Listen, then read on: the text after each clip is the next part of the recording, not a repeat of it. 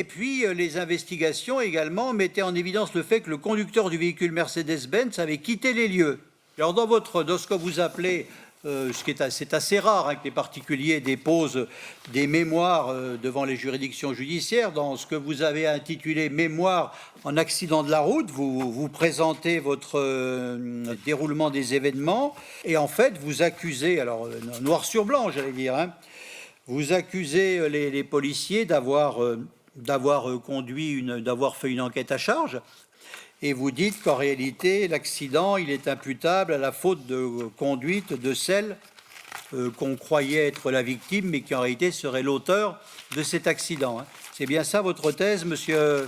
Oui, on m'a coupé la route. On vous a coupé la route. Je ne sais pas comment ça s'est passé, on m'a coupé la route, j'étais sur la voie de gauche en cours de dépassement, Oui. et on m'a coupé la route, et après, après ça a été un moment de confusion, donc je me rappelle juste à la fin que la voiture a pris feu.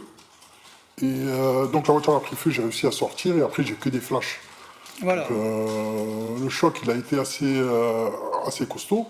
Et donc après, j'ai eu des pertes de mémoire et je me rappelle juste mettre au route. Voilà, donc on va y revenir. Je vais quand même d'abord vous donner connaissance de la déclaration du témoin. Le témoin, c'est cette aide-soignante. Voilà ce qu'elle explique. Donc, elle circule sur l'autoroute, elle est seule à bord, elle circule à 90 km/h environ, il fait nuit. Un véhicule circule dangereusement derrière elle en lui mettant la pression, en collant l'arrière de son véhicule. Donc, elle a actionné son clignotant pour se rabattre dès que possible. Et à ce moment-là, le conducteur, perdant patience, est subitement déporté sur la droite, slalomant entre les véhicules. Soudain, le conducteur a perdu le contrôle de son véhicule, a effectué un tête-à-queue, puis est venu percuter de son arrière l'arrière du Peugeot 206 de la victime.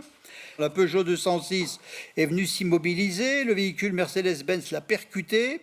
Elle a vu le conducteur de la Mercedes-Benz, donc c'était vous, sortir du véhicule, marcher sur l'autoroute, et puis ensuite monter dans un véhicule polo gris, et puis disparaître des lieux. Voilà. Et puis elle va dire qu'elle est très choquée par l'accident, et puis elle va décrire évidemment un comportement du conducteur du véhicule Mercedes-Benz qui correspond pas du tout à la façon dont vous nous expliquez le déroulement de l'accident, monsieur.